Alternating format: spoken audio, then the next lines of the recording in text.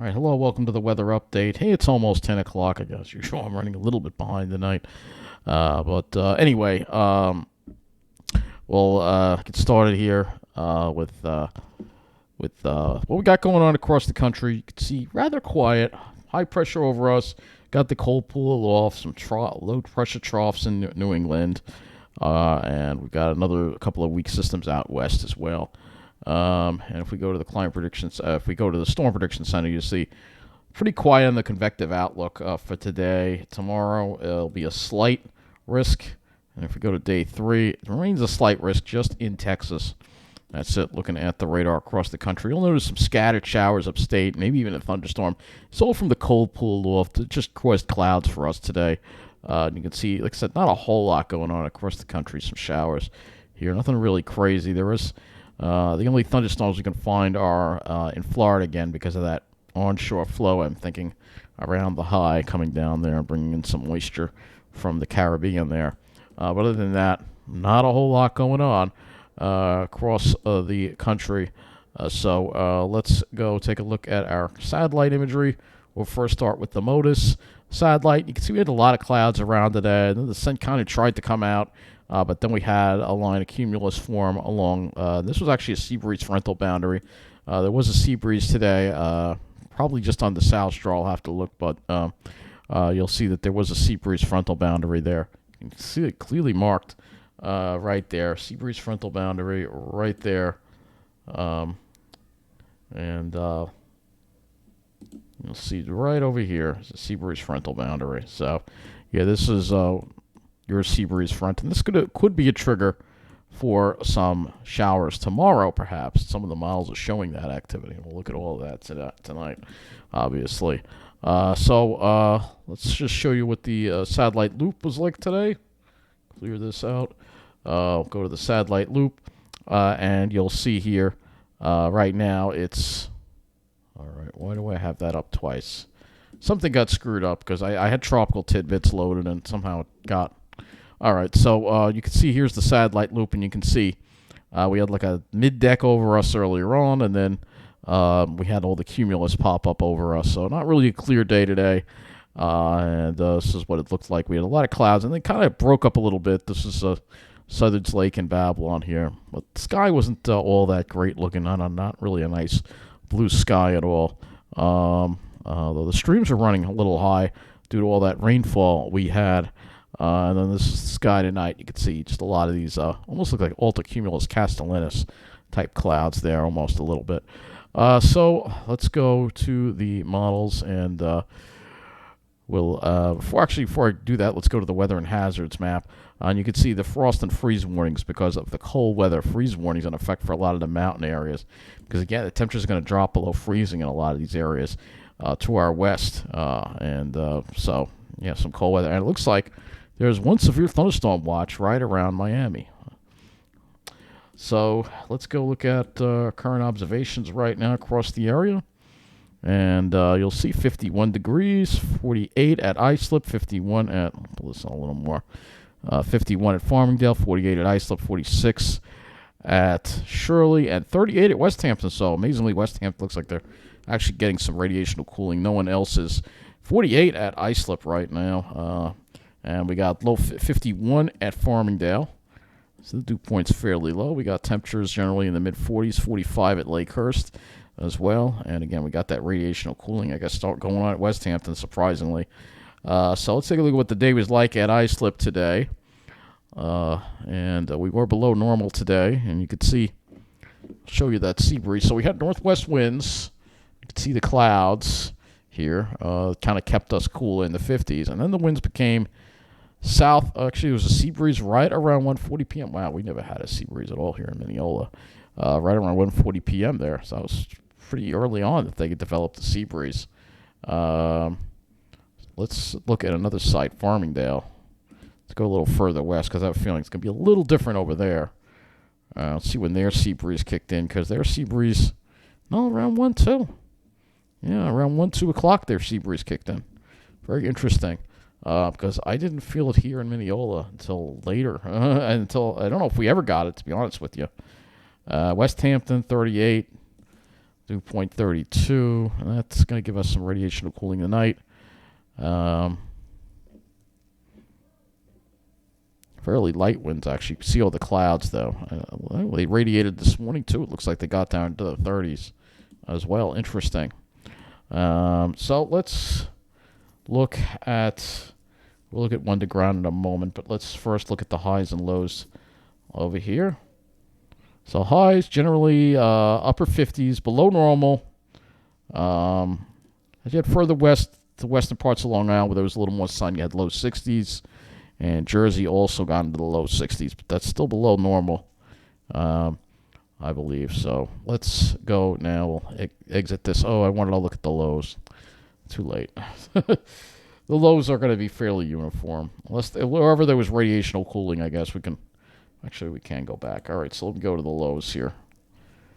And these are your lows. You can see West Hampton down to 34, mid-40s, pretty much everywhere else. So, yeah, let me go to the Wonder map here, and we'll pull up a few more sites because I'm kind of curious about that sea breeze as far as the... Because there's no... let's go look at this Mineola station here and see what was going on with that. Because I don't know if Mineola ever got a sea breeze. Let's see. Wind directions, all from the northwest all day today. Yep. No sea breeze at all in Mineola. Not surprising.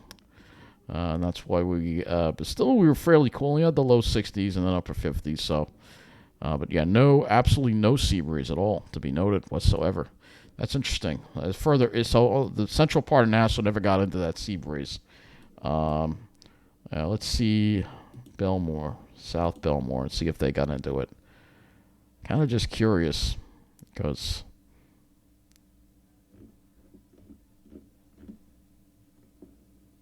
Yeah, they got it. They got it in the afternoon. We never got it here. It's just unbelievable. We don't get a sea breeze here in Mineola. It's hot. It's like being in Jersey, pretty much. So it wasn't hot today, but I'm saying when you are in a hot air mass, that doesn't make a difference. We're not now, but definitely is interesting to see that there was not a sea breeze in central Nassau, but there was further east. It's basically this part of the island, I guess, never got it. We're pretty much in there with LaGuardia. We never got it. So if we were to look at LaGuardia's readings, I have a feeling LaGuardia never got it either. If we look at LaGuardia's readings here. No, they are noting a sea breeze as well. So how does LaGuardia get a sea breeze and we don't? Strange. Well, anyway, let's go to the models now. And we'll go look at the climatology for islip, obviously, today. Just to show you that we were below normal, so I'll show you islips, and we were about 2 degrees below normal. High was only 57. So let's go to the weather maps here, and we'll go to the larger view here, and we'll go to the jet streams to show you that we are having that trough and blocking now that we have, and now we have that cool pattern that... It's not no longer the winter anymore, obviously, but you can see we're in a cool pattern with possible upper-level lows and cold pools coming through every now and then with that jet stream there. Looking at this, you'll see, again, that troughing. There you go. And we'll have to watch out for cutoff low for this weekend as well. So go to the CONUS view. We'll look at the surface.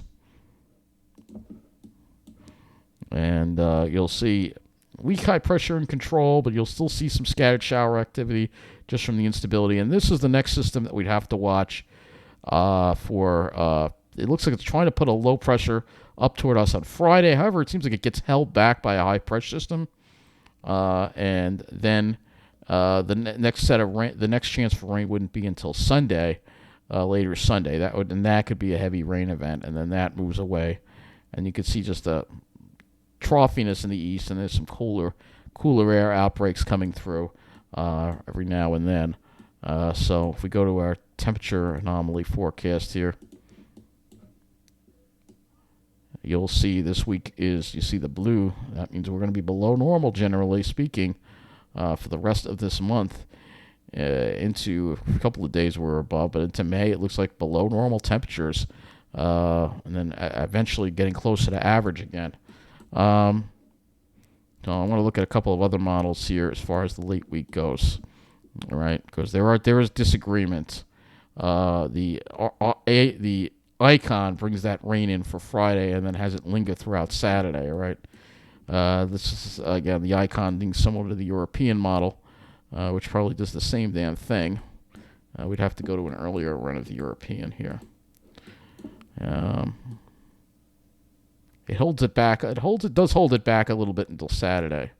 Now the GFS gives us, basically has only 1 day of rain, but these other models give us multiple days of rain, which, again, it's whether it gets spread out over a couple of days or it's just 1 day. But it looks like we could get a potential for some decent rain this weekend again, right? Because we're still, even though we had that rain, we're still in a precipitation deficit. So let's go to the local view now, and we'll look at the HRRR, which we should have enough of the zeros of the HRRR in here to look at. And we'll show you again what happens. You see that it pops up those isolated showers and maybe even a thunderstorm in the cold pool aloft, because we have that cold pool aloft. So if we go over here, this is around 2 o'clock tomorrow, you'll see that all those clouds, and you'll see how fast, look at how that temperature just drops very much so.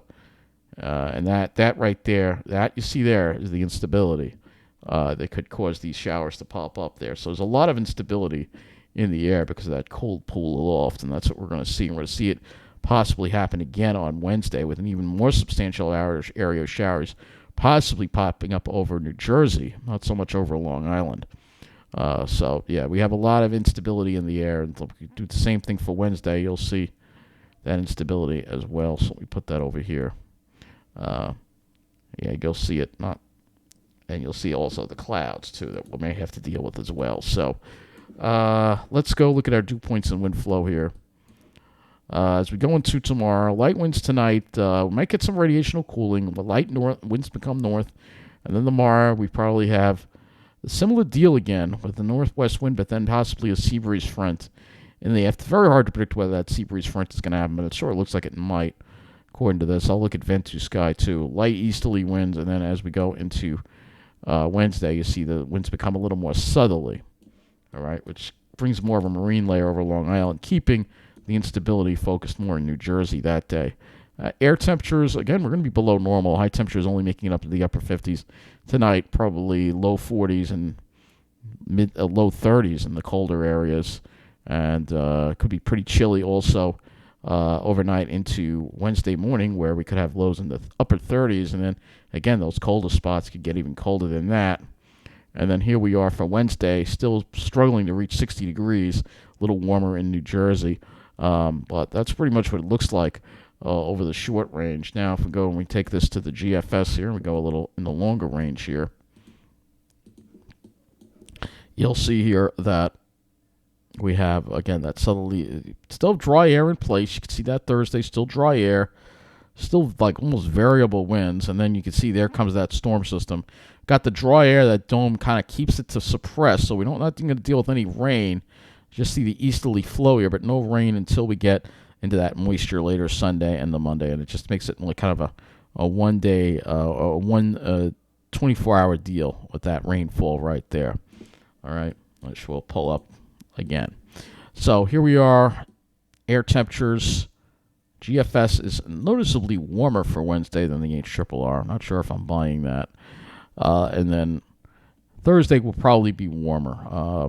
Because Thursday we'll have, I think, more of an, they'll lose that cold pool aloft, I think. Let me just flip the sounding here. Yeah, we lose the cold pool aloft, so we probably won't be having all that instability. So probably see highs back into the mid-60s. And then Friday, with the cloud cover, that storm to the south, probably won't be getting out of the 50s. And then Saturday, we'll have that warm air coming in, but we'll have the east flow, so it kind of depends on how this all sets up. Doesn't really have it getting that warm, though, probably low 60s. You can see that warm air trying to come in here for Sunday, into that overnight. That's when we're going to deal with that warmth. And then behind that, of course, we'll could have a warm day, possibly near 70 parts of the area for the May 1st. But then after that, dropping into the 60s and staying on the cool side, as you see as we get into May here. Don't see any really hot. It doesn't really start building some heat until the last couple of frames there, you see, which is always a ways off and can always and is always and almost always subject to change. So let's take a look and see rainfall for this storm through. Let me get the total accumulative. So this is what they. So this is the GFS. You see, it keeps that rain suppressed, and we're not going to deal with rain until Sunday night into Monday. All right, if the GFS was correct. All right. However, there are other models out there that have a different opinion on things, of course, as we know, and you have the icon here. We'll go to the European because I don't think the icon takes us far enough out. Again, we'll have to look at the 12Z to go farther. So this is the European model, and you can see it keeps the rain away. Actually, Europeans has that little bit of a block to it. It brings the rain in more Saturday night, and then really has a really pretty heavy soaker Sunday into Monday. All right, so you look at total cumulative precip on the European. That gives us most areas at least 2 inches of rain. European obviously doesn't have the best track record, so that's why I don't really look at it too much. GFS is a little less, but still over an inch to near 2 inches of rain some areas. So whenever we get the rain, it should be substantial. Other than that, we're not going to see that much rain except for those isolated pop-up showers or so.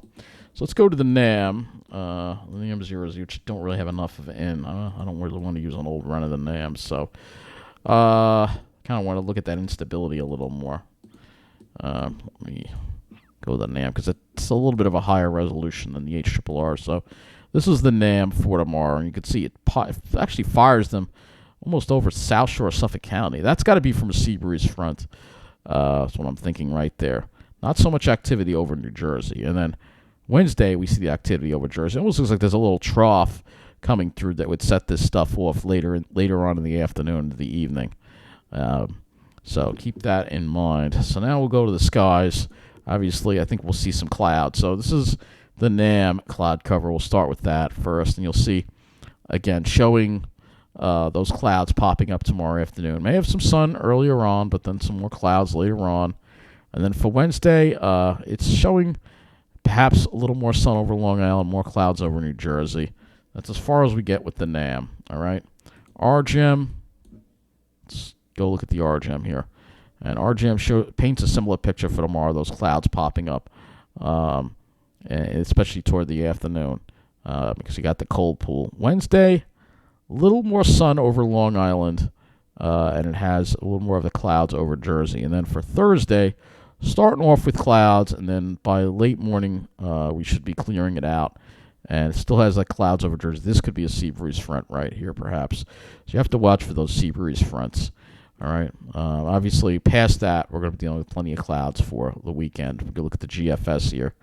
You see it gives plenty of clouds for Friday, Saturday, and we're not going to see the sun for at least a couple of days there, at least maybe 2 or 3 days in a row.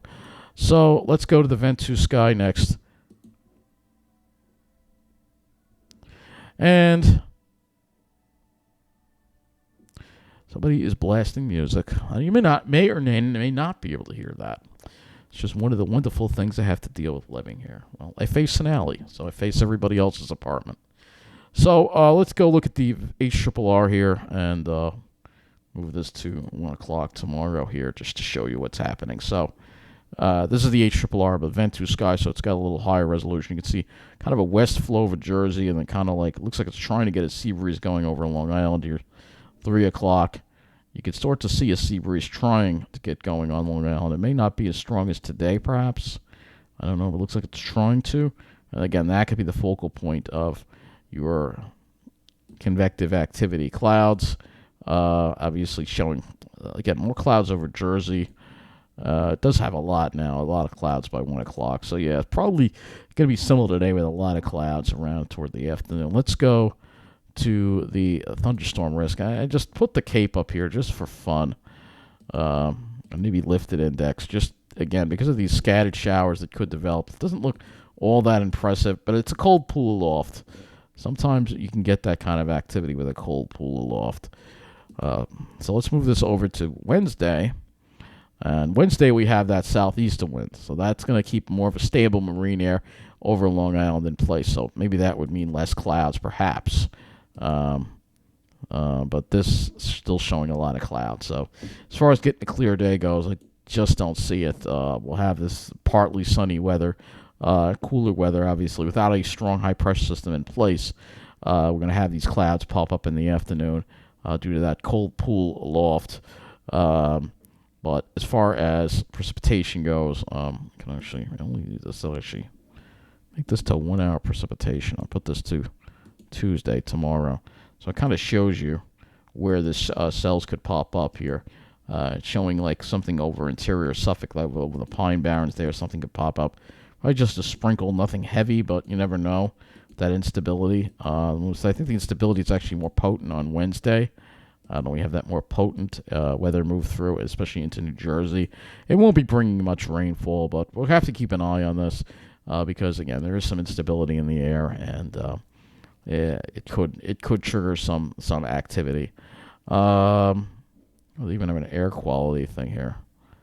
All right, so this is interesting. You can see some, oh boy, unhealthy. It's got some unhealthy air on Wednesday. I don't usually use this parameter here, but it is showing some. So I noticed it's been a little like the sky had haze in it. You noticed all that haze in the sky? Didn't really have a nice blue sky. A lot of haze. Noticed that. And you don't see it on the... You don't even see it on the satellite, per se. See if we could sort of see that haze. I don't see it too much on the satellite, but it's there. I don't know if it's due to moisture or smoke in the air. But I noticed the haze as well, so not really getting a nice blue sky either, unfortunately. We can go to earthmoldschool.net and let's look at the particles as far as smoke goes. I don't see too much. I do see it looks like there's some emissions in the Midwest. I'm wondering if there is a wildfire there. So, let me go back to the MODIS here before I wrap up this weather update.